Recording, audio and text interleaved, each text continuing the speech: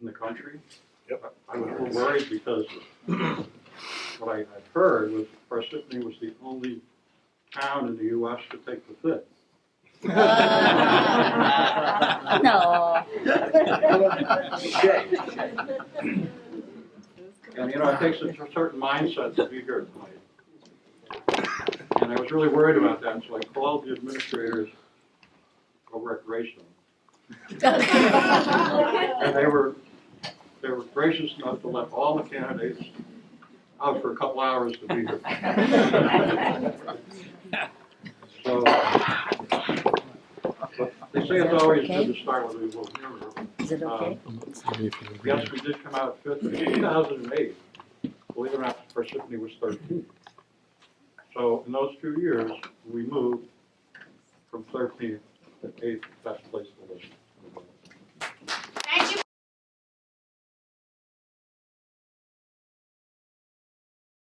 Seat on the town council is to more accurately represent that diversity.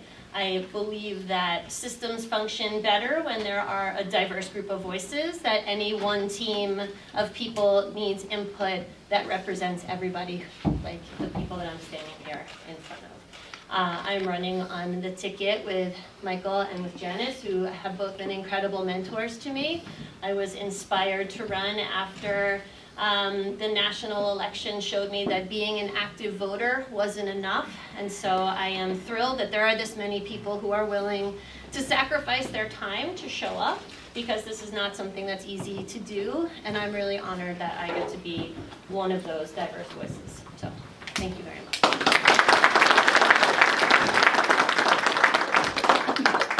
Number 4.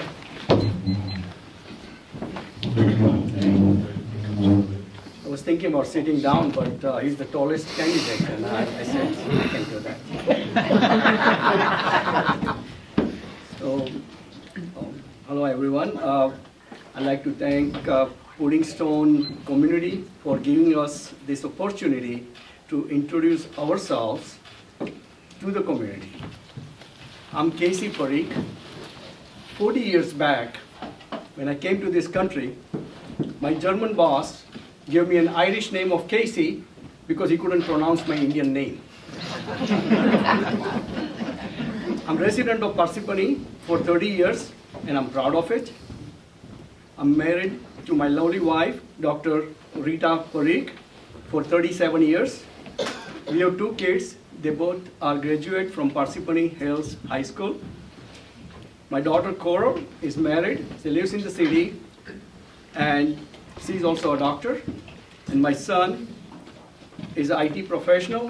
He works in the city and he lives in the city. I have a master's degree myself in computer science and an MBA from Florida. Before moving to this area, I worked for NASA at the Kennedy Space Center, and I was a launch team member of Space Shuttle 1, 2, and 3. I'm a retired executive from Tyco International, and I retired early at the age of 56 because I wanted to dedicate the rest of my life for the community service. Because this town has given me a lot. I have spent over 1,500 hours as a volunteer, that is 24 years of service as a vice chairman and the chairman of the Parsippany Planning Board under 3 different administrators, Democrats and Republicans. I've used my independent judgment, expertise with honesty and integrity. I've always treated everyone with respect and listened to them, giving them adequate time to speak at the meetings. I served on the Committee of Board of Education for Demographic Study. I also served on an Attorney Ethics Committee appointed by the New Jersey Supreme Court.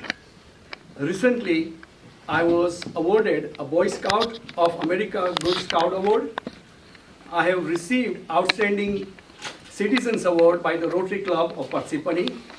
And thanks to Councilman Valori, he had recommended me to the council in 2016 for a special community service award.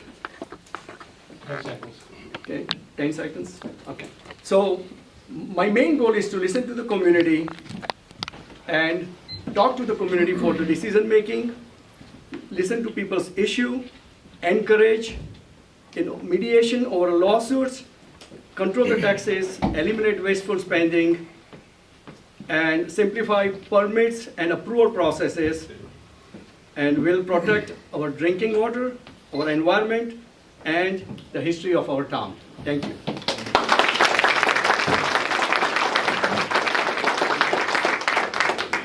You're five? I'm going to remain seated so I can sit behind the sign since I'm sure you can't see me. My name's Brian Stanton. I'm a resident of Parsippany for 45 years. For the past 21 years, I've been employed with the Morris County Sheriff's Office. Currently, I'm a sergeant in the criminal division.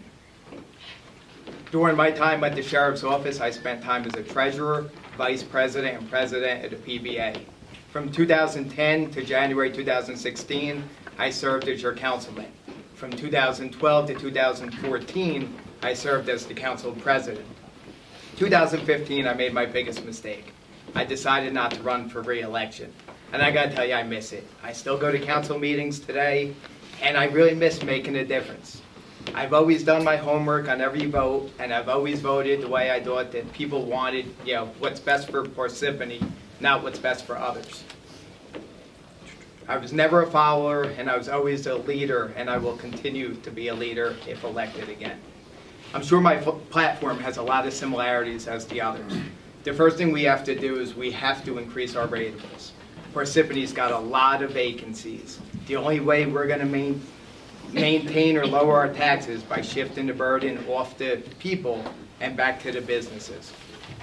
Second one is we got to start taking better care of our volunteers.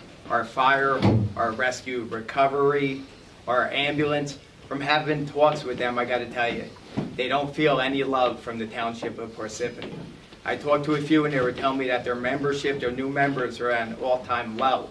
Never mind are they great for the community. Think about what they do to the taxes. If we have no volunteers, somebody in the audience, what happens to your taxes? The answer is they go up. Because without volunteers, the taxes are going to go through the roof. As your councilman, I'd also like to set up bi-weekly or possibly monthly meetings. These meetings are going to have 2 council members that'll rotate, and the mayor if the mayor chooses to come. I'm going door to door. I probably hit about 5,000 houses already. I would say 200 times, what's a councilman do? What do our elected officials do? I mean, a lot of people know what's going on with the mayor, but when it comes to councilmen, a lot of people just, they don't have any answers. So setting these meetings up, non-council type thing, people get to talk, whatever their concerns are, or just come and meet their elected officials. My last platform part, and to me this is the most important one. We have a drug epidemic in Parsippany. Whether we want to admit it or not, and I gotta say, the mayor has been working on it. He's been working with the county to educate people. Parsippany is a big place. We need to do this here. We need to get things done here. I've talked to multiple people going door to door. A lot of people don't want to go to the county to find out. They want to get answers here. So, and the worst part about it, there is no trying a drug for the first time with heroin. If you try heroin for the first time and it's mixed and it's called fentanyl, there is no second time. So we need to take care of our problems here. Thank you, everyone.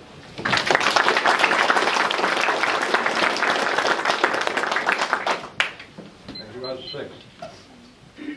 I have 6. I have to pass 7. I'm done. Hi everyone, I'm Katie Cassidy and I'm running for town council. While my face might be new to many of you out there, it's certainly not new to my peers up here on the dais. I've spent over 100 hours at the township meetings, as well as being involved in the county committee. I was the former vice president of the Morris County Young Democrats. And besides my experience in town hall and I also at the committee meetings because I'm on the environmental advisory and the municipal alliance committee. I have a degree in political science from Hofstra University, and then I went back to school for paralegal studies at Fairleigh Dickinson University. I'm a Parsippany citizen through and through. I've grown up here my whole life, right over in Druid Hill. And I'm also a proud member of the Women's Club. Now, currently, I'm a mortgage loan originator, and so I see on a daily basis the importance of the home value and what that means to people in dire straits and people in not as dire straits. So what do I want to do? Well, specifically, I want to give back to the place and the people who have made me who I am.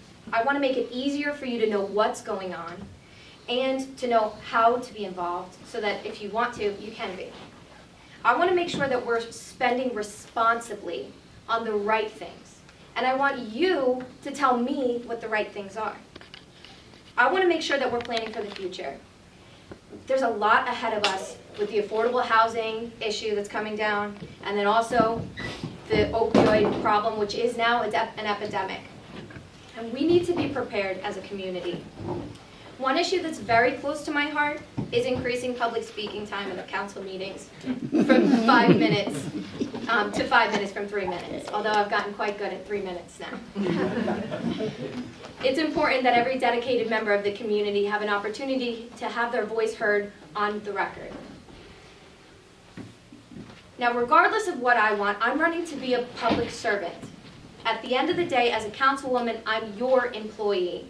I will take your input on all matters. I will make Parsippany's government more transparent and keep you in the loop on the decisions that affect you. You may be thinking that I'm young, but what we need are new ideas and fresh faces. In fact, my age is a unique qualifier. I haven't had the chance to become jaded. I don't have any relationships with special interests. My only interests are creating a better town for the citizens of Parsippany. I come with a fresh mind, a different way of thinking, and a new energy and passion that is rarely seen in local politics.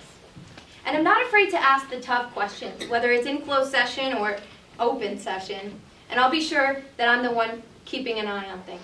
10 seconds. I truly believe that this town is filled with people who have the ideas and the drive to solve the problems that come our way, and together we can ensure that community governs. Thank you.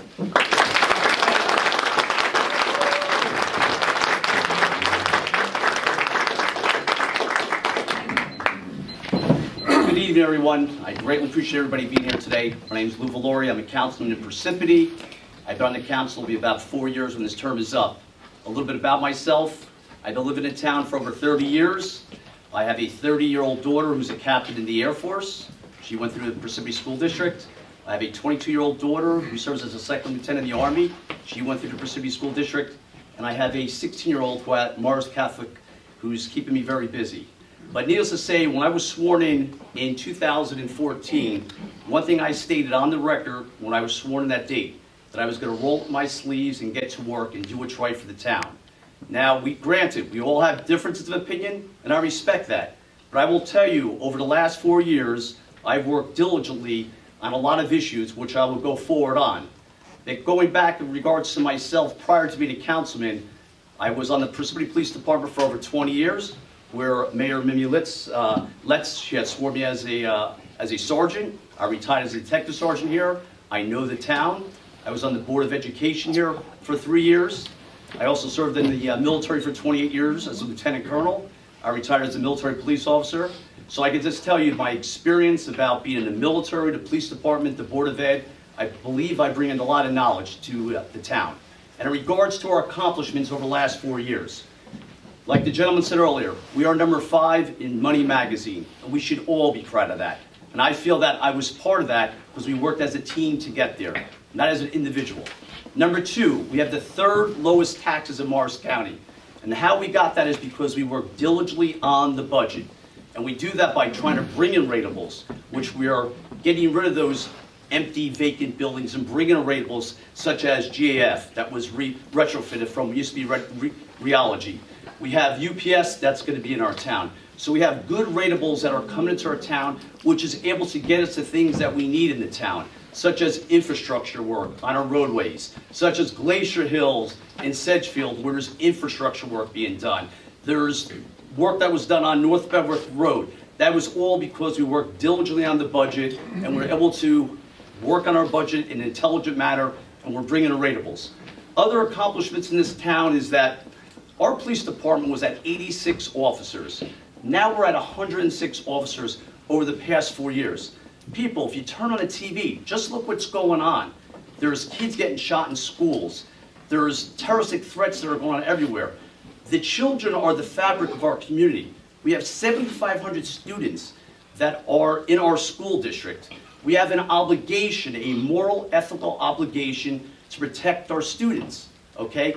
I feel that I was part of that with the mayor and the staff in order to keep your children safe and to make sure that our community is safe. We preserved open space in this town. Forge Pond, we got 26 acres back. We worked on Waterview. We preserved about 10 plus acres there. We made sure that the green acres, which they were trying to build on, we were able to save that. They were trying to build on. So there's a lot of great accomplishments that have been done over the last 4 years. And when I said I was going to roll up my sleeves and work, I have. So I greatly appreciate your support and our team's support for this upcoming election. Thank you.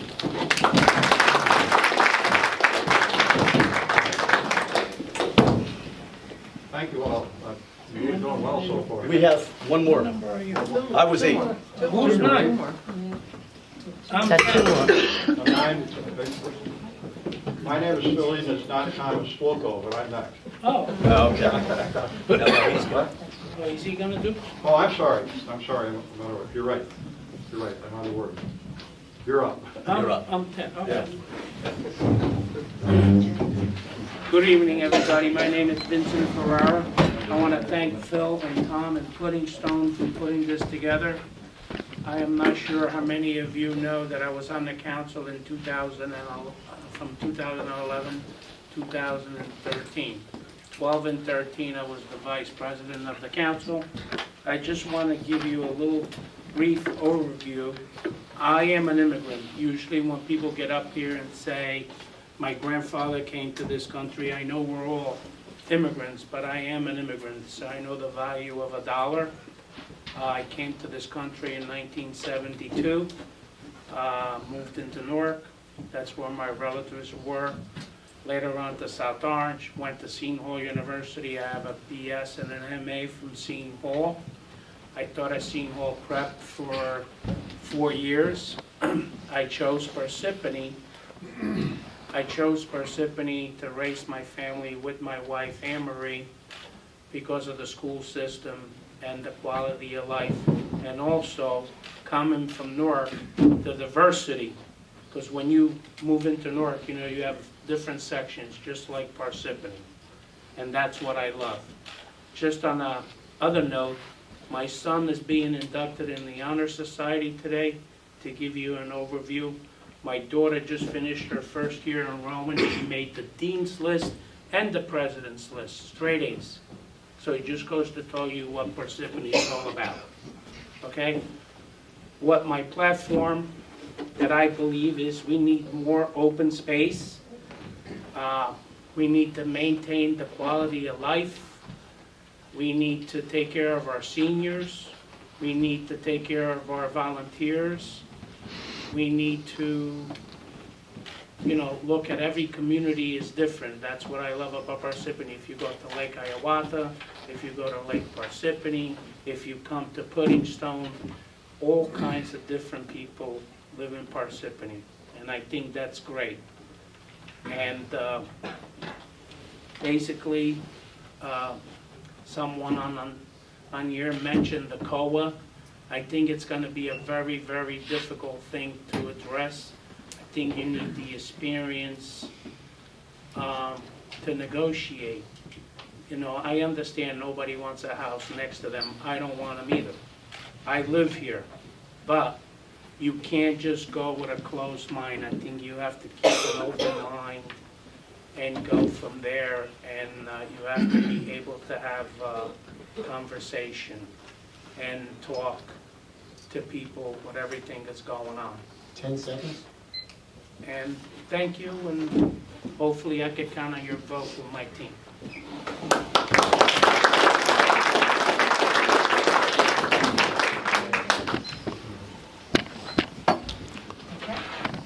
Hi. First, I'd like to thank Bill and Tom for organizing this event tonight. We really appreciate it. My name is Janice McCarthy, and I'm running for Town Council along with Michael Soriano for Mayor and Emily Peterson for Town Council. I'll just tell you a little bit about myself. My husband and I have lived in Parsippany for 30 years. I have a degree in business and I have an MBA in finance. My career has been spent working for Fortune 500 companies as Director of Finance for ADP and Ingersoll Rand, and I manage the budget and planning operations for Montclair State University. My years in my business experience and responsible financial positions in the areas of planning and budgeting and managing operations, I believe would be a benefit to the town.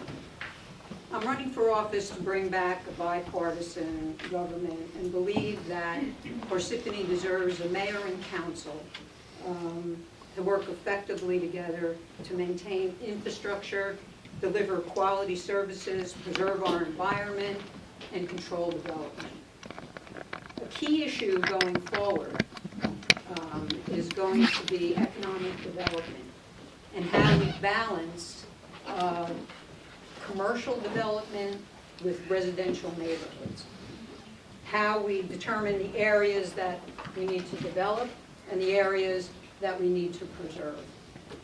How affordable housing required obligations are met by the town.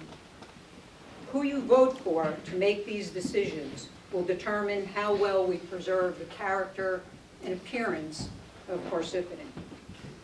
These decisions affect every resident, no matter where you live in Parsippany, because it impacts school funding, it impacts enrollment, it impacts utilities and roads and pollution and traffic. Michael, Emily, and I want to focus on smart development and protecting the environment. Also, a town council and administration that effectively controls spending positively impacts residents and taxes. I'd advocate to ensure that vendors are properly vetted and hired for their performance and cost effectiveness and not favoritism. I'd focus on expenses and look at expenses that have significantly increased over the years. One example are legal expenses that have increased over 50%, and millions have been spent on litigation. We'll find a better way to spend those $1 million for the residents. We believe that a strong Parsippany starts with fiscal responsibility. 10 seconds. Too often we become complacent and settle for the status quo, and our community, like other communities, are facing challenges. When we include knowledge, ideas, and experience of others in the decision-making process, we limit opportunities to meet those challenges. So I'm asking you to vote for me, Michael, and Emily to influence the conversation for a government that works for all Parsippany residents. Thank you. High School. That being said, Phil, I want to thank you for having us here today, and I want to thank the Puddingstone Association as well. When I became the mayor in 2010, I inherited a mess. We were in a recession. We had a sewer treatment plant that was dilapidated. Unemployment in Parsippany was 6.7%, and the state reduced our state aid, and our businesses and our vacancy rate in Parsippany was 30%. So I had to figure out a way to do what? Stabilize taxes, to bring businesses back to Parsippany, and enhance our public safety, as Council President spoke about before, and maintain the services. And guess what? Over that 8-year time, we did all that. Now, I heard Mr. Stanton talk about our vacancy rate in Parsippany. When I became the mayor, we were down 4.7 million square feet of office space. Okay? So that was a problem for Parsippany. Why? Because when you're down on the commercial values, you pay more taxes. Well, as of today, we filled all that 4.7 million square feet of office space in Parsippany. We'll be adding another 500,000 square feet this year, bringing us to $5.2 million. What's that mean? It means in 2016, for the first time since 2004, we had a positive increase in the value of our commercial property at 1.3 million. Let's talk about 2017, this year. This year, that increase went to $27 million increase in your ratables. Why? Because I created the Mayor's Action Team, and that Mayor's Action Team met with companies like GAF, Ferrin Pharmaceutical, UPS. I just met with another company, and they're going to be coming here. I can't announce them yet until it's finalized. They'll be taking 200,000 square feet of office space in Parsippany. Why is that important? We want to fill as much as we can here in Parsippany because, as some of the members up here tonight said, we have some what's called Mount Laurel issues that we're going to have to deal with in Parsippany. We enhance public safety. As the council president said, we were down to 87 police officers. Now, when you're a mayor and you're down to 87 police officers, you got to figure out, you have to, where can you put these individuals? Because we need to be at 106 to 113. Well, right now, we're at 106. We did something that no town in Morris County did. We went to a shared service agreement, and I see some of the school board members here today, and I want to thank you. Shared service agreement with the school board. What does this do? We control the security of all the schools in Parsippany, the police department. We have extra school resource officers in the schools. These aren't police officers to the kids, they're buddies, they're friends. We have an anti-drug program. We have an anti-bullying program and an anti-human trafficking program. 10 seconds. We've enhanced so much of our public safety here. We maintained our services this year. We increased our senior services in Parsippany. Our senior citizens are the ones that built this town. And this year we did that all with a 0% municipal tax increase. Why could we do that? Because we increased our ratables in Parsippany. That gave us an extra $1.7 million in revenues. Next year, we're going to increase our revenues even more because our ratables in 18 and 19 will increase. So I'm proud of my record. I'm proud of the fact that we're the 5th best place to live, not by accident. Okay, that's all.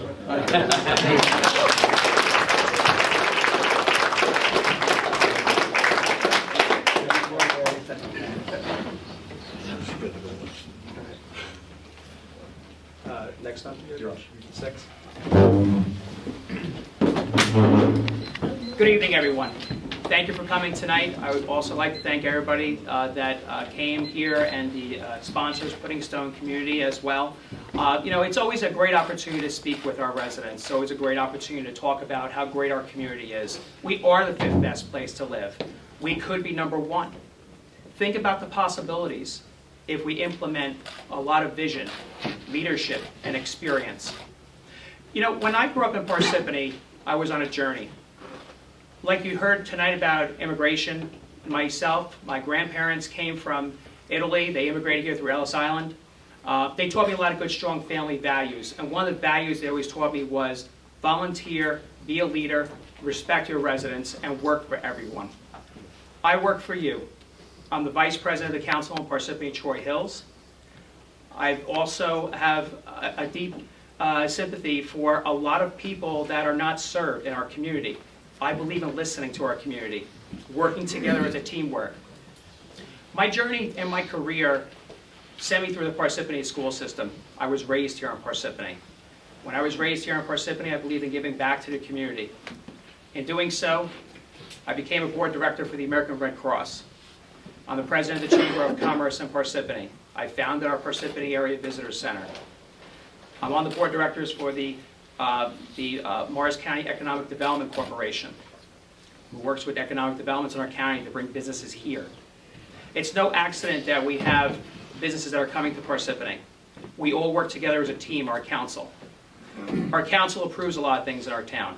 We bring in a lot of preservation of acreage. That journey also allowed us to preserve almost 11 acres in Waterview recently.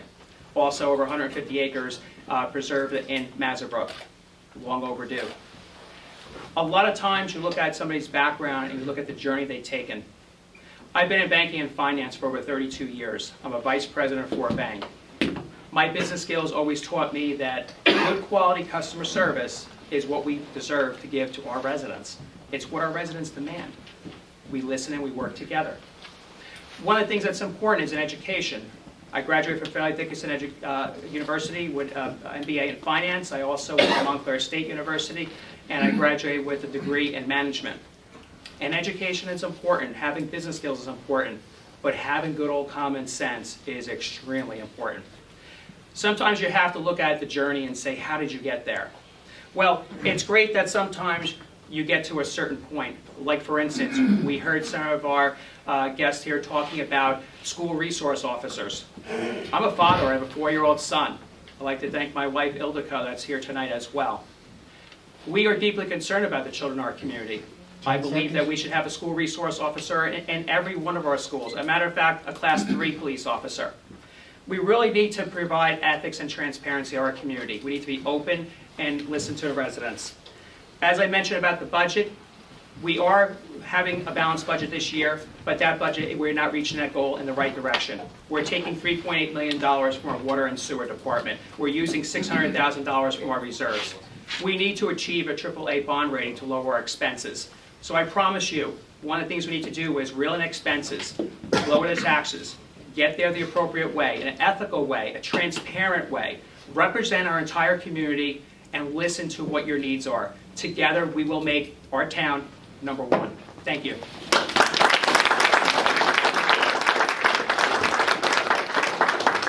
Excuse me, what was your name, please? Robert Paluso. For mayor. Spoken like a wife. Good evening. My name is Michael Soriano, and I'm your candidate for mayor. I moved to Parsippany with my wife, Jennifer. Then she was my girlfriend. This was January 15th, 2002 to be exact. And I think about a couple hours later, I asked her to marry me because I didn't want us living in sins, because, you know, we're Catholic. And, that's how we roll, okay? I've noticed something about my fellow mayoral candidates, including Mr. Fulco, who isn't here, Mr. Paluso, who's here, and Mayor Barbario. We all have names that end in O, you know? I find that very interesting, so I feel like we have a bond. I mean, there are a lot of things that we share. We love our town, okay? We love the people in our town. We love our families. All 4 of us are Catholic, by the way, too. I did a little research on that. But there are some differences. There are some differences, definitely. I will tell you right off that Jamie Barbario and I do not like Mr. Paluso's haircut at all. He has hair, so that's part of it. It's a beautiful, beautiful hairstyle, but I think Jamie and I know how to rock a bald head, you know, like champs, okay? I definitely want to say that. Okay, so we moved into Parsippany back in 2002. Shortly after, we decided, hey, you know, maybe we should start a family and actually get serious and buy a house. So we bought a house in Lower Lake Hiawatha, and, you know, because we really fell in love with Parsippany. The parks, the street fairs, the stores, just the activity here. It was quiet enough, but just active enough, okay? And I like it exactly the way it is now. There was a time where we were thinking about moving, thinking of expanding the house a little bit, getting something different. And I hated to leave Parsippany, but then our house flooded because of Hurricane Irene. And that should have been it for us. But you see, people knocked on my door and said, would you like some bleach? People knocked on my door and gave me an ionizer that he got from work to lend to everyone in the neighborhood. People knocked on my door and gave me food, gave me rags, and gave toys to my kid because she lost some of her toys in the basement. And that had me saying, I'm staying here. I love this town. And I want to be a part of it, and I want to do what I can to make it better and protect it. And that's why I'm running for mayor. I love this town, I want to take care of it, and I want to protect it. And I want to service you. I have a life dedicated to service. I want to congratulate Mr. Parikh because he received the Good Scout Award. And because I know that's important, because I'm an Eagle Scout. And I want to run so I can bring honesty back to your government, okay? We are lacking that right now. We are lacking honest leadership right now that is going to take better care of you and your tax dollars. Because yes, we are number 5, but the way we've been spending money, we should be number 1. I'm Michael Soriano, and I want to be your mayor.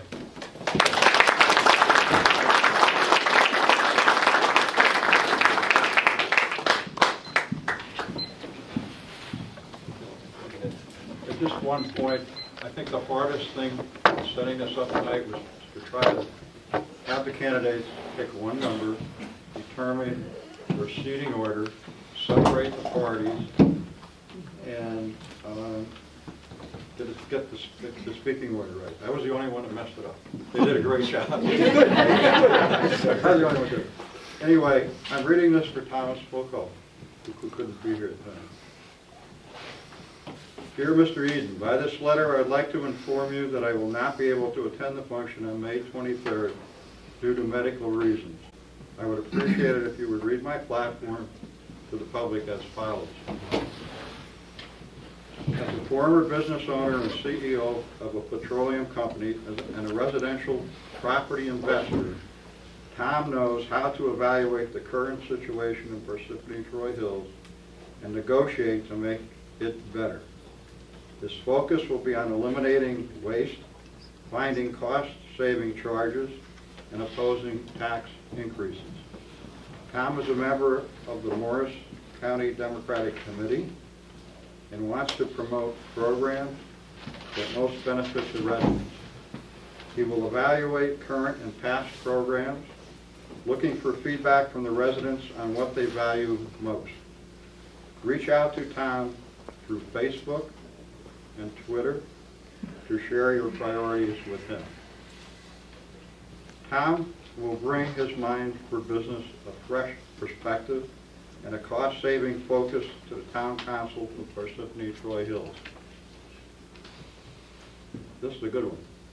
The current mayor's annual salary is $117,572.30. And he is the only paid full-time mayor in Morris County.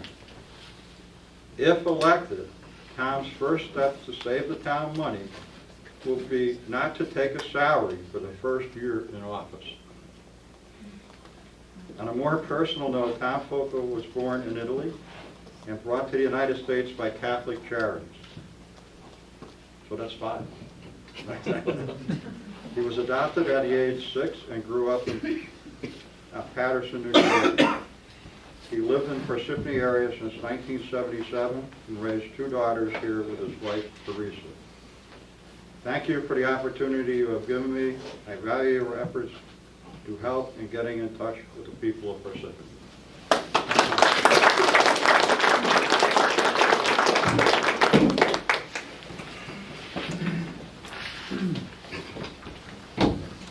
Okay, we're doing pretty well. Should we take a 5-minute break? Does anybody want to take a... Wait, no, can I grab the water, if possible? Want to drink? Yeah, can I get something to drink? Water. You want to take 5 minutes? No, We don't need to. No, 5 minutes? I gotta wake up at 4 in the morning. 4? I'm a hard-working man. Is that an extra cup there? Yes, it is. You know, Here, wait, these are thanks. By the way, I went on for 30 seconds over the 3-minute count.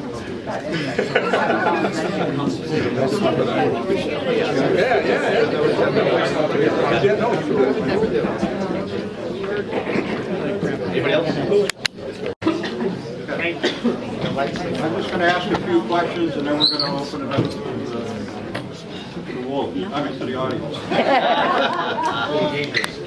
A few questions. I know JCP&L has been working on a project. They want to put a power line from Montville to Whitman. And it's been an issue for a couple of years.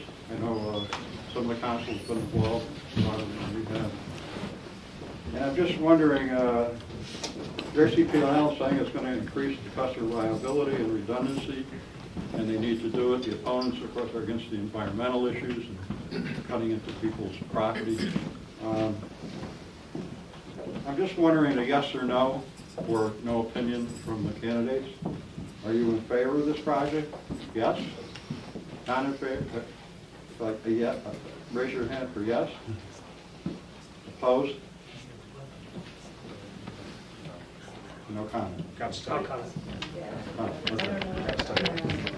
All right, just to make it a little different, it's not only meet the candidates, but meet the audience.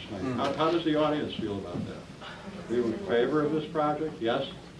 Everyone who's in favor, raise your hand. Everyone, raise your hand. Can't hear you. Louder? You gotta talk a lot louder. Louder? A lot louder. Let me say it again. The project that JCP&L is putting in for power lines from Montville to Whippany.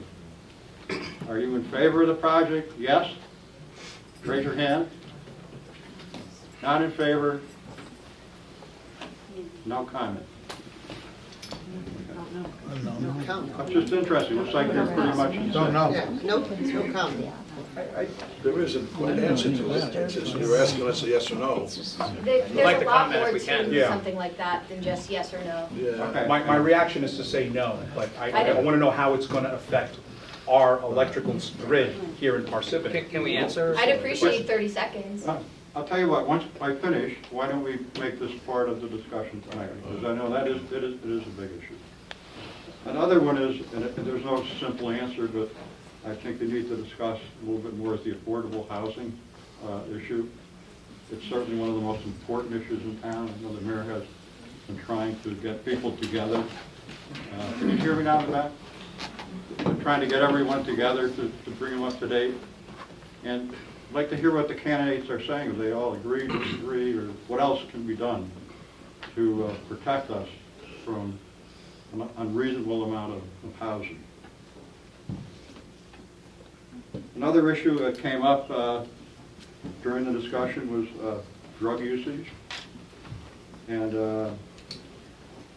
I'm just wondering, how do you people feel about legalizing marijuana in New Jersey?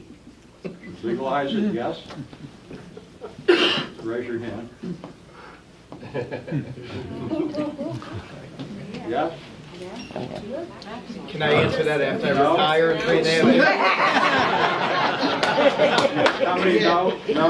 Medical usage. Set up for cops. Especially for cancer. Again, man, there's different circumstances Half the for guys it. are cops. How many knows where this is? You Okay. don't mean recreational, right? That's what I meant. All right, hard drug usage. That was also brought up, I think, by Emily. No, that was Kathy. Is the offenders, should it be a criminal offense? Should it be treated as an illness? Both of the above, or no opinion? So we'll start with criminal offense. Can you repeat the question? Okay. A user of hard drugs, should they be treated, should they be treated as a criminal offense? Or should they be treated as an illness? Or treated as both, a criminal offense and an illness? Or no opinion? Okay. So let's start with criminal offense. Treat as an illness. You're not saying whether it's a first offense or a, Yeah. you know, Both. this- Both.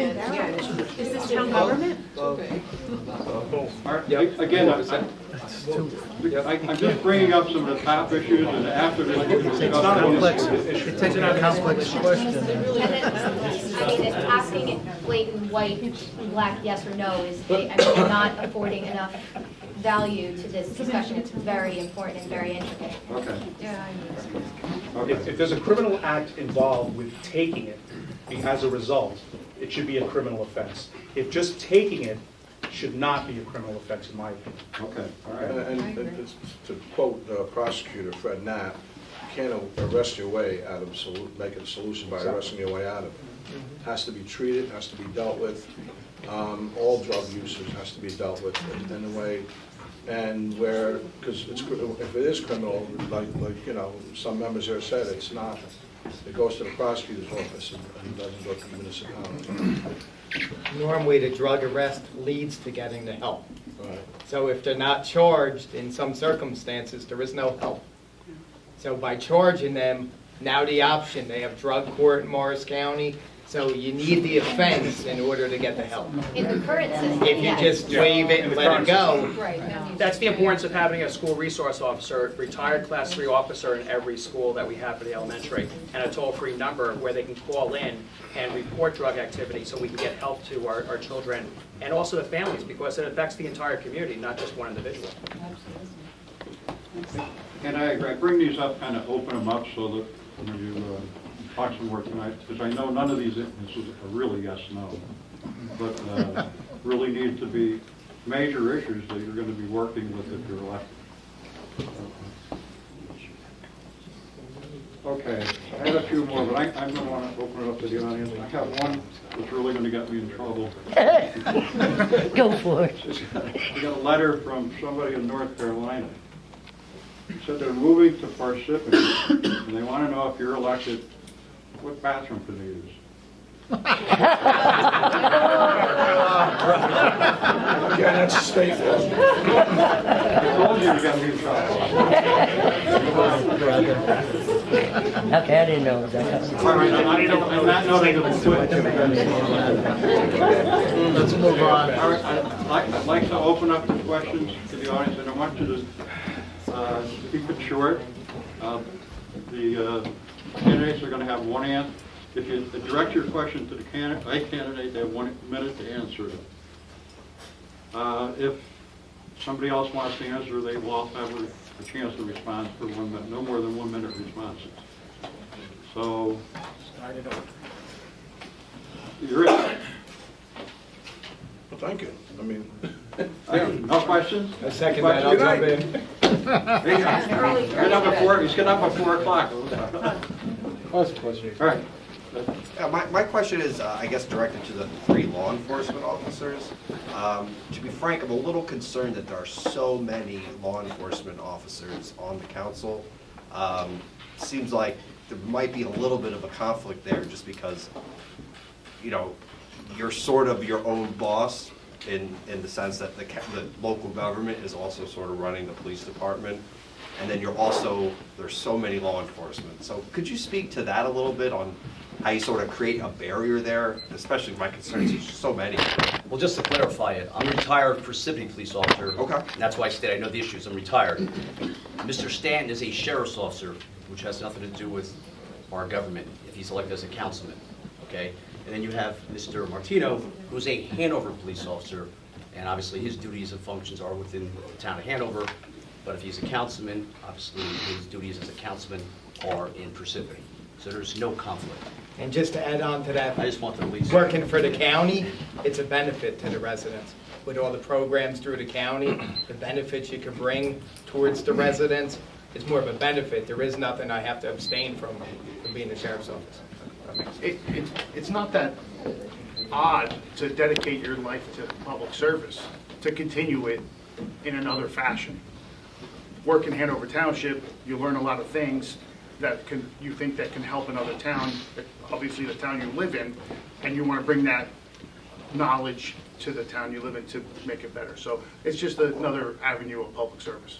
Thank you. But as a follow-up, I could say is working in the town as a police officer, working as a day officer for 10 years, being involved in the community and the Board of Ed, I could say that I was an asset, or I am an asset, because I lived in Lake Hiawatha, I lived in Lake Parsippany, I live up here on the side of town. So I've been involved in the community, so it is an asset also.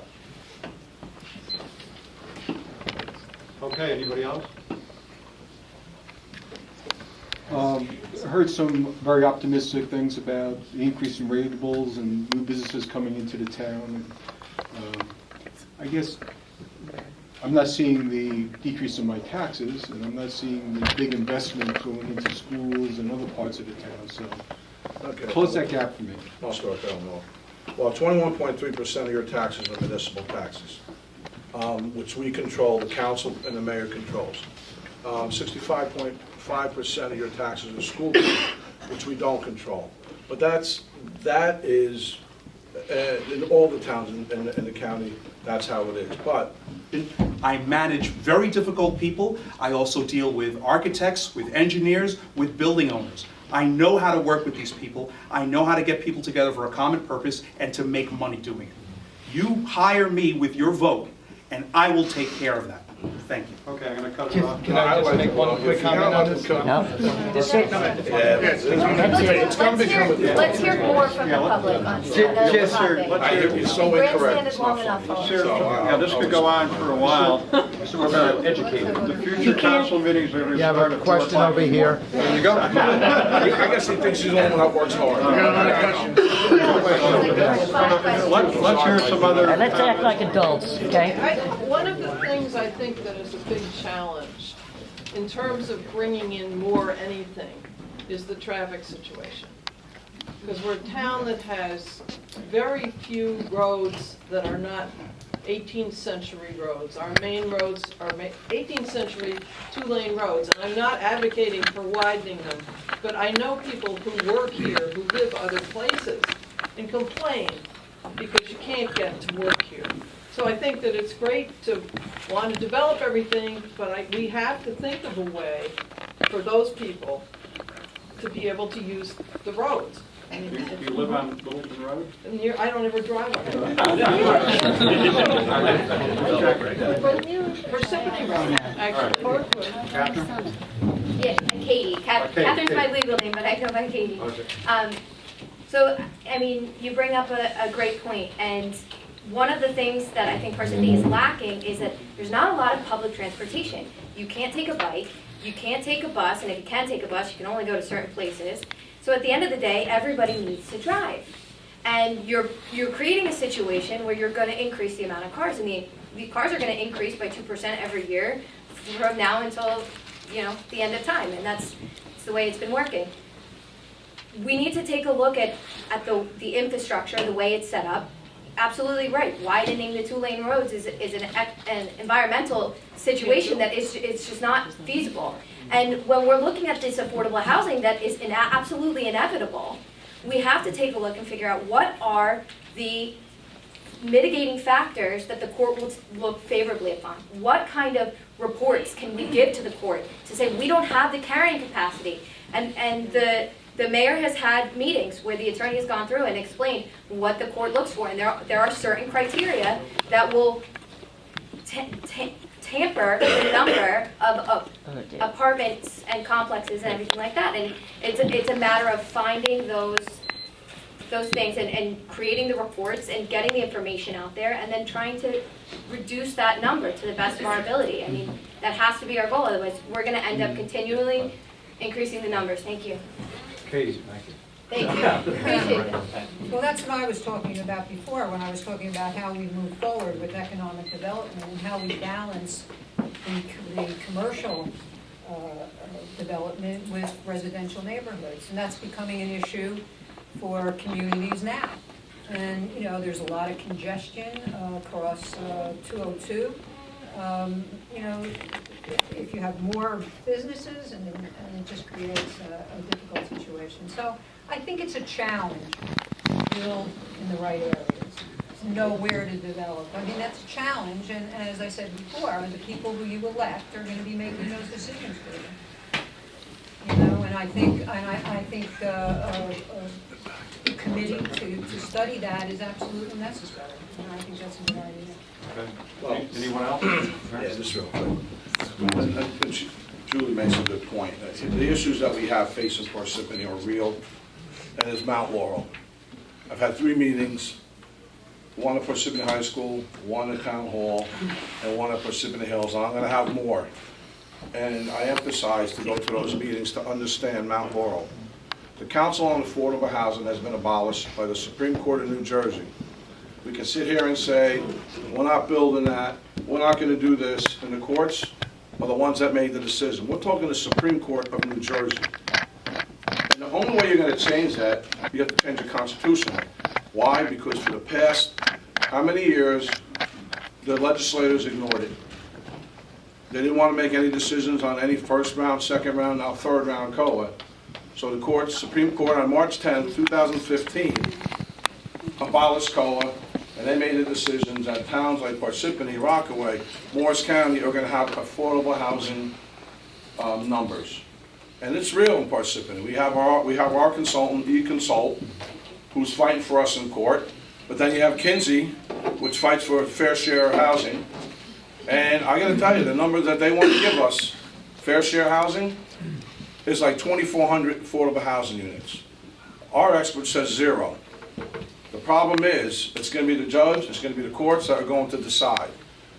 One thing we don't want to do, and this is very important for anybody up here, if I come up here and say, we're not doing this, we're not building it, any council member says that, guess what? That developer can take us to court, and we lose our immunity. And the immunity is very important to keep, because if we lose our immunity, that means that the developer can come in and build whatever they want and how they want. This way we get to negotiate. Just a quick I've spent 24 years in our planning board, and one thing I don't see right now is we all know that we have to build affordable housing. Maybe it's 100, maybe it's 2,000. But one thing that's not happening is we don't have any really group of people, any committees or anything. We should plan ahead of time. We know it's coming. We knew it about 5 years back that we have to do it. And it's not only just close group of people. It has to be, community should be involved. And we should do it together. We just can't make a decision in a vacuum and say, okay, we are going to build it here, we are going to build it here. That's not right. And we know it. This is not something new that just pop up. We got to have a group of people, just like we are talking about the economic, development committee. We should have a development committee for the affordable housing with residents from different part of the town, part of it, and discuss this thing and plan it out. There's really good planning needed for this. Okay? What's stopping that from happening? Can I do a follow now? There's no planning. No. You don't, we don't have, see, Who should be doing that planning, I guess? Mr. Briggs is incorrect. No, I don't have to follow There's up no on that. planning. What happens is, if you own property in Parsippany, okay, we'll talk about the Whole Food, because that became a huge issue. Somebody owns that property, okay? We can't tell them, you can't build it here, you can't do this and that. Well, that's what's gonna happen in Parsippany. There's developers all over this town that they know on March 10, 2015, when the Supreme Court made that decision, it was in their favor. These are reality, these are facts. You can form all the committees you want, and the committees can say, and this is why we get elected, to make the decisions, but the committees can say, well, we don't want it there. Well, it doesn't work that way. I wish it did. I wish I could say, we don't want you building it here, but it doesn't work that way.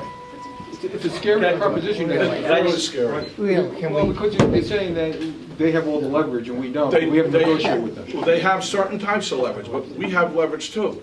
And we don't want to lose that leverage, and that's called immunity. But is there a harm in doing an environmental impact study and showing that to the court? Those are only things that could prevent it. Okay, let's go. Wait, one question. I want to make I just want to make you understand, not make you understand, so you understand something. I'll try. We have planning board meetings, we have board of adjustment meetings, and I think that actually all council members should serve on there. I served on there for 3 years because other council members couldn't. But I will tell you, I worked with Mr. Fareed. But one thing that he's not stating, that you work on your master plan, as we did on the planning board. And then you have to say, where is there a possibility of where those housing issues could go? Which we've worked on. And that's discussed with the council, and that's approved by the council. So if in fact individuals are going to state the facts, make sure they're completely stating all the facts. Because some of these issues were discussed on the planning board. Very good. Just to make one quick. Remind everybody you had 1 minute. Okay. Just to make one. I am a member of Must Be Thanked. Just to make one quick comment on what the mayor said. You have to remember something too, and this is even scarier. If the number's 2,400, then you have your credits. The builder doesn't build 2,400 units. I believe, what was it, 4 to 1 a few years? He gets to build 4 good units for every 1 low income. So you're looking at 2,400 units, you're now looking at 1,200. 12,000. 12,000, yeah, my math went 0. Which But doubles yes. the amount of housing in the I town. just, 12,000. I don't know your name, but I just wanted to tell you, I also had the privilege of serving on the planning board with Mr. Casey before I became a councilman, and I have to agree with Councilman Valori that there is a master plan, and we have a planner, and we have an engineer, and we have an attorney, and you look to those people, and then you work your plan. That's all I wanted to add. When was the last time the master plan was used? My turn to speak. My suggestion on the affordable housing is as the units turn over, have a law where they have to provide a certain percentage of affordable housing instead of building more and more apartments in the town. We But don't they need would more still get to apartments. build 4 more on top. Excuse me? They would still have the opportunity 4 for 1. You're saying turn 1 in, I know what you mean, they'd still get the opportunity to build 4.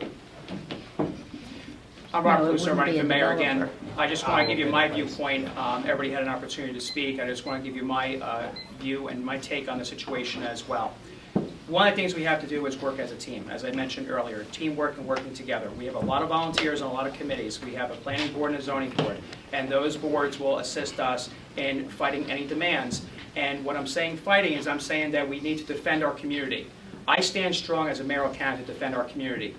I suggested to hire an attorney who practiced specifically on co-litigation. The mayor disagreed on me and wanted to hire a township attorney who's making millions. In my viewpoint, I would not hire an attorney who also represents builders as well, because there is a meeting that we asked the mayor to have, and that meeting was only for one organization. We came to council and said we want to open up those meetings to the entire community, in which now he has. But what I hear is about Council on Affordable Housing. I don't hear about Matt Calley, which I read in the newspapers. I don't hear about any other areas. I don't hear about the questions that the residents are asking. When you talk about committees, we need to do an environmental impact study. As a matter of fact, I've been fighting the Pilgrim Oil Pipeline.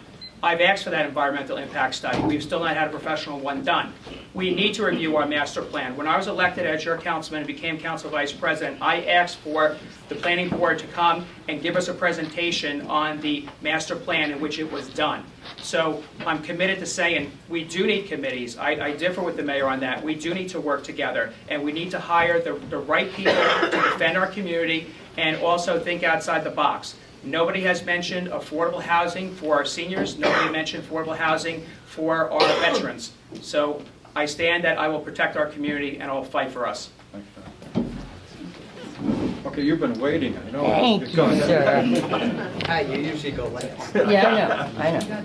But I'm just, what? You have 3 minutes. Hey, if I gotta sit here and listen to this guy, let's go back and forth. I'm done. All right, this is only for Mayor Barbario, and then a response from Michael, and a response from Robert. That's all I need. Please. Lately, our ordinances are not being followed. Our township attorney, Mr. Inglesino, says that they are not real laws. They're just guidelines. We, as a township, pay this attorney to tell us that. We pay him to make up these ordinances, and then he uses them as guidelines. One of the ordinances that I brought out last night at the town council meeting was evidence was presented that Mr. Barbario is using his township vehicle for campaign purposes. My question is, isn't it illegal to use town vehicle for personal and political purposes?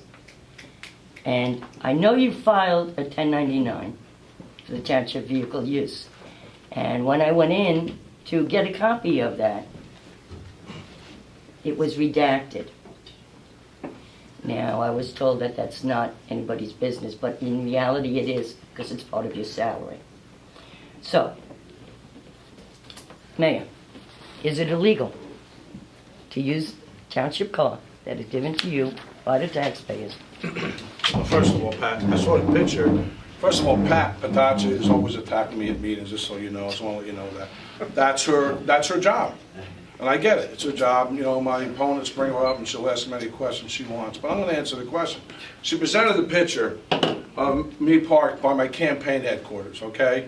And she said I was parked illegally. But when you look at the picture, I absolutely wasn't parked illegally or anything like that. You can look at me all you want, Pat. There's been no parking sign. No. I don't know. But no, there wasn't. I was parked in front. Okay, but when I canvass, I don't use the township car. Okay? I went in the campaign office to get something. So you can smile all you want, Pat, because I know this. Pat has been doing this. God, how many? 8 years now. Okay. 8 years. Maybe No. more. Jesus, come on. Maybe more. But But Pat Patanci doesn't get it. That's her job. So you two guys can That's answer the enough, question. Mayor. So Okay, feel free. excuse me, okay, as a taxpayer, I would like to say, yes, my name is Pat Patancha. Yes, I go to every town meeting, and I ask pertinent questions of things that are happening in our town.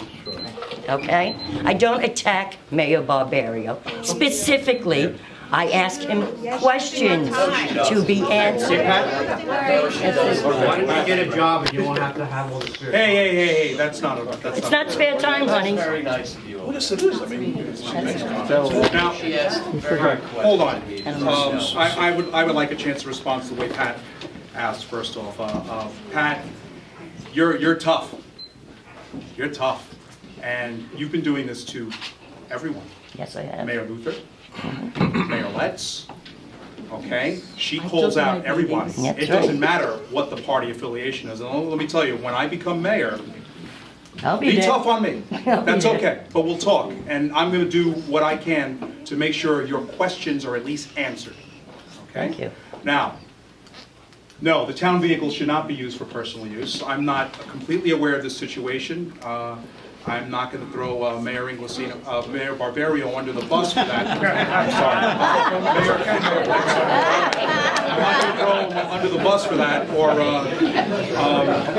By the way, when you become mayor, that's going to be awesome to drive that big vehicle. You know, I drive small, Too bad you won't smaller get to cars, drive all it. right? But yes, I think it's illegal. I think it's improper.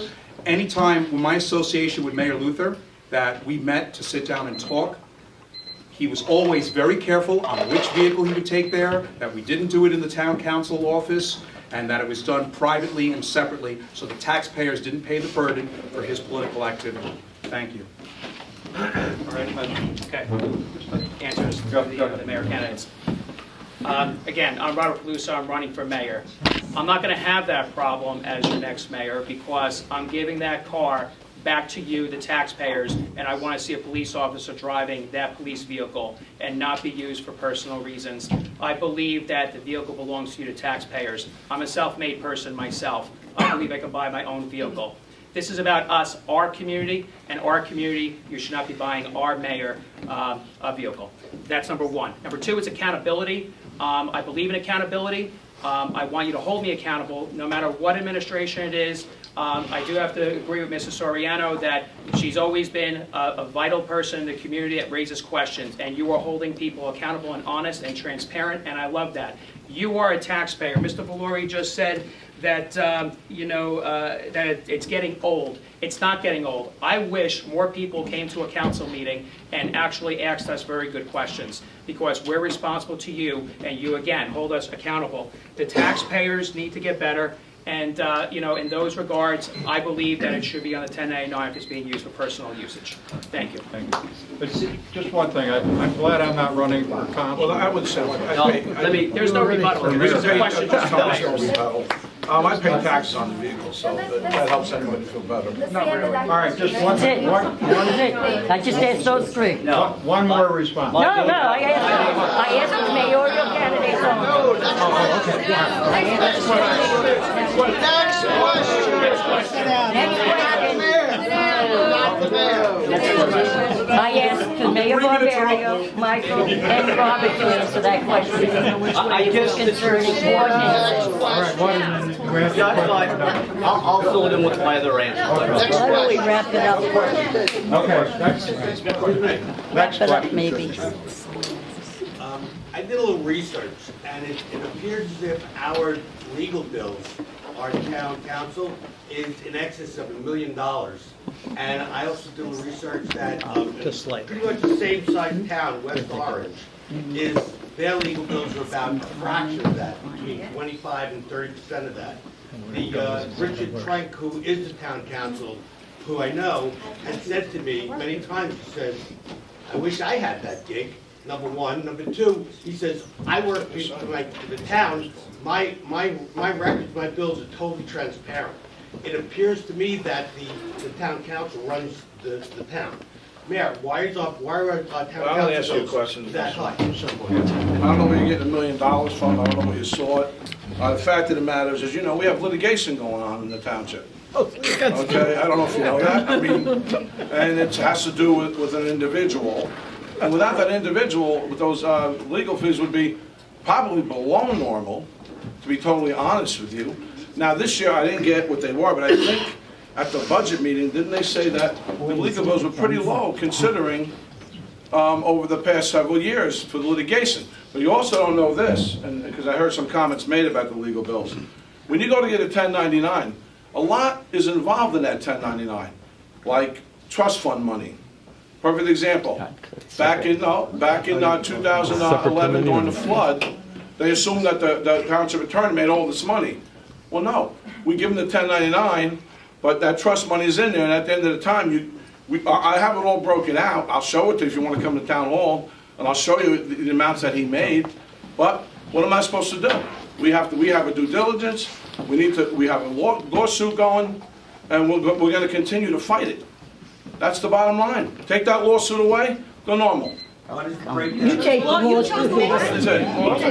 You chose the It's that simple. All right, anybody else? I'd love to talk about the legal bills. Do you mind? No, go ahead. You want to fight over there? No. We'll be friends. So every year, there's a vote by the council to approve the township attorney. 3 of the last 4 years, the attorney was not approved in this vote. What should happen at that point is the mayor should propose an additional attorney for the council to vote upon. It took the mayor too long to do that, and the court ended up having to tell him at one point to put up an attorney. The 4th year, Lou Valori changed his vote, and now the council has approved the attorney 3-2. The reason that it was voted against 3 out of the last 4 times is because they understand the fees are outrageous. And at the end of the day, if you've got 3 out of 4 times, you're seeing that this is an issue, something needs to change. And just, can I just? Go ahead. Go ahead, Michael. Okay. You were next.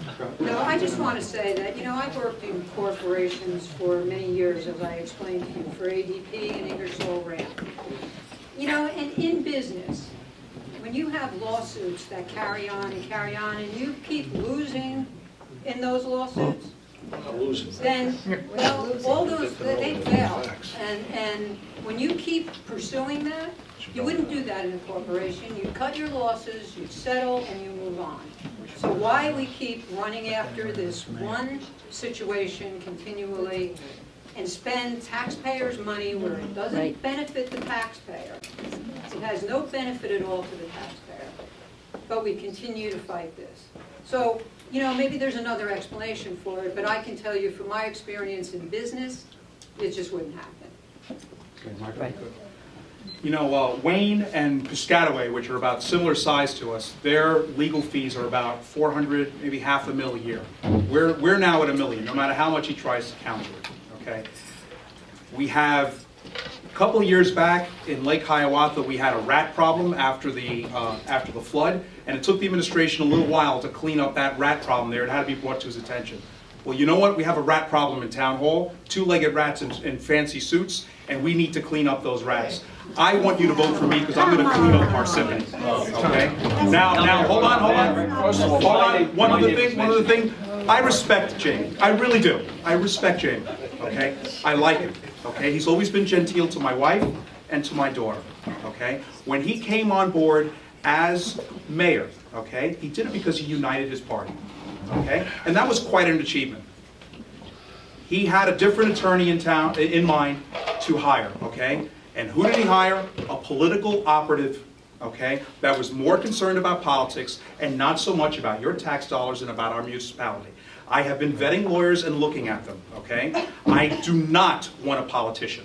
I do not want a Democratic operative or anything like that.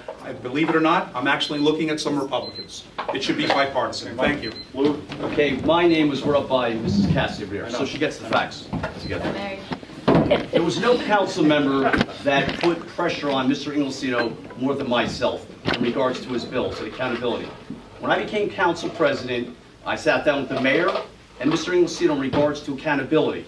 But what everybody's failing to realize with this litigation, Lou Valori was interviewed in regards to that location. So I got the opportunity to see what the poor captain did, which he didn't bring out to the audience here in regards to his behavior before he retired, okay? So there's some serious matters here of what that individual did. And just to let you know my experience as a police officer, just my experience as a police officer, I did police corruption operations. This is not part of the debate. We're going to go in regards to matters. This is not part of the debate. Let me finish what I'm saying. So in regards to litigation, this individual is suing the town for $4.3 million. And has a right to. So the town has an obligation to defend itself. Councilman Karifi reached out to me in November in regards to trying to settle for $1.9 million, which he should have never done as a councilman. That is a lie. Okay, Mr. Karifi. So needless to say, That's a lie. You're talking litigation. No, but you want to talk Next question. Litigation. This is why we need to change. All right, everybody calm down. I think Calm down. I think we're finished. This is getting interesting. All right, let's change the subject. Judy. I worked for him. I did.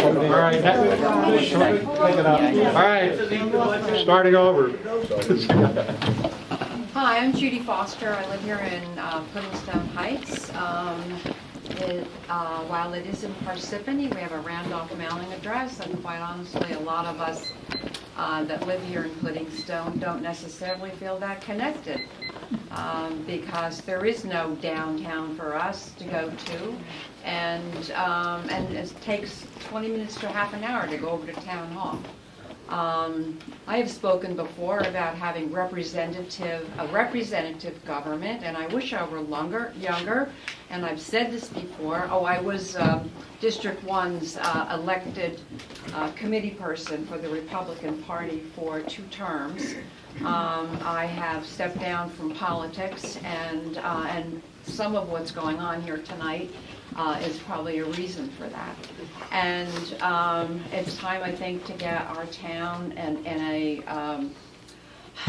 together, working together. I think it's great that we are number 5, and that's terrific.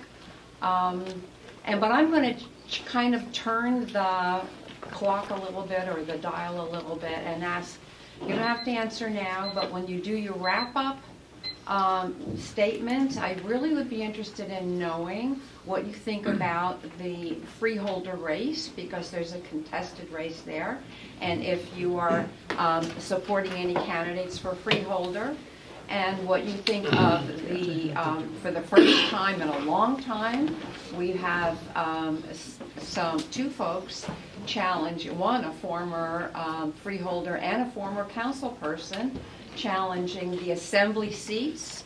So I'd be interested in what candidate you would be supporting for the assembly, and if you feel like it, what candidate you're supporting for governor. It's 3 basically, boom, boom, boom, this is who I support. You don't even have to say why. Thank you. Okay. Anybody else, or are you all afraid to answer a question? Can we go again? I'll change it up a little bit, don't worry, this is going to be a little bit of softball, but You have so many duplications of services, you have so many municipalities with home rule, and it's a mess. And when you're dealing with civil service, then you're really kind of tampered down with the confinements of how you could obviously run your department. So I stay here because I want to opt out of civil service. But we need somebody like you on the committee, so I'm glad that you're involved, and thank you. Did we ever look at zero-based budget? That's exactly what I was going to respond to. Again, I'm Robert Caluso. I'm running for mayor of Parsippany. Having a financial background, 32 years in banking and finance, having an MBA in finance as well, one thing I always learned is you live according to your means. Zero-based budgeting, you fund what you can fund. You can't afford things, you live by your means. You know, one of the things that I voted against most recently, a couple of nights ago, was the cap bank. That gives the ability for a municipality, I know they're going to say it's for emergency purposes, but I'm not going to give the residents a heartache by saying we're going to raise tax above the 2% cap and then approve a cap bank that says, well, you know what, you can raise tax another 3.5% if you want to. Because yes, it could be for emergency services, but that's what a surplus is for. So I'm not going to raise taxes as that. Also, I'm the only councilman that's given up 2% of my salary increase year after year, okay? And I'll continue giving up my salary increase because coming from the private sector and a business person, you earn your increases. One of the things that I'm concerned about is our bond rating. We have a AAA bond rating that we could attain. We're not attaining it right now. Why? Because the budget is late. We got a letter from the Department of Community Affairs last year that threatened the governing body that said if you don't introduce this budget by June 30th, you're going to be fined $25 a day personally. This is not the way you run a business. This is not the way you run a town. You have to put your budgets in a timely manner. I don't want to hear about the smokes and mirrors and excuses, okay? In business, you introduce your budget in January. There's a statutory guideline that says February 10th, you have to introduce your budget by. We failed every year getting that from the mayor right now. We have to get these budgets in a timely manner. Last year was July. This year, now, we still don't have an approved budget. You may have seen some campaign literature that says we have a 0% tax increase. I don't know how, because basically we're using $3.8 million from the sewer and water utilities and balancing a budget with that, but the budget's not even approved. So that's an outright lie. We don't know what our budget is just because it's not approved by the council. It was just introduced to us. Furthermore, I want to say that you need listening to business initiatives. You need to work with the business community, listen to them, find out what makes Parsippany tick. Morris County Economic has done that in the past, many years ago. As a mayor, you want to invite them to come back and do the listening to business initiatives. You know, for basically retention of your businesses is very important. It's not just attracting them, but we have to find alternate sources of revenue. It's not just okay to say, oh, we're going to get ratables. We have to find alternate sources of revenue to meet the needs of our community and our residents without cutting vital services. Thank you. All right. I wanted to respond. You can go, then I'll be off there. All right, these two, and then we're going to have one more question. Okay, fine. Certainly, absolutely. You were talking about cutting taxes, or not, at least not raising them. Well, there's our expenses. Our expenses are labor, and our expenses are sometimes physical objects as well. Vehicles, buildings, things like that, equipment. Now, if you're going to do that, you have to make sure that your employees are not being hired above the cap, and you're staying within the cap. Because that also, not only does that affect your budget, okay, but it also affects morale amongst your people as well. You also need to keep your lawyer fees down, okay, and keep it at a reasonable level, okay. Also, you know, I think Democrats can also gain the footing of also being fiscally responsible as well. It's not exclusive to the Republican Party because really, how conservative is it for the township to provide miniature golf services? I don't think that's something that municipal government should be involved in. Okay, I'll just like to go to zero-based budget. I know my opponent spoke about a zero-based budget, but your taxes would increase significantly with a zero-based budget, and here's why. You got to pay for roads, right? So one road will cost you $1 million, which means you have to raise that money in that year. Okay, let's talk about ballparks. You build a ballpark, zero-based budget, you got to pay for that ballpark. The one we just did in Smith Hill was $3.4 million. That means you're going to have to pay $3.4 million in that year. Your taxes will skyrocket. Not only that, the person, whoever moves in after that, will never pay for that field. Number one. Right, the audience, let him talk, Yeah, please. Mayor, you know, you're always rude when I speak, so please, let me speak. So anyway, so when you talk about, I did. That's it, true. You really like touching me, don't you? I know. Excuse me. Yeah, okay. You love the ball, that's what it is. So, basically what I'm saying to you is that when you talk about using the sewer utilities, my theory is, when I became the mayor, in 2005, when I left the council, there was a $27,000 surplus in the sewer utility. What's that mean? If that utility had an emergency, like dewatering the water from the sludge, that's a $4 million process. There was no money in there. Minister Goff, I remember. There was no money in there, okay? That sewer treatment plant was dilapidated. That administration ignored that plant. That plant became a hazard to the township, meaning that we were the largest user of energy on the eastern grid. Well, when I became the mayor, we refurbished it. And I do have to thank Mike DePiero, councilman, because he was very instrumental in it. Now, that sewer treatment plant is state-of-the-art. It saves us over $1 million a year in energy costs, has a $12 million surplus. So you know what? Government takes what it needs, not what it wants, and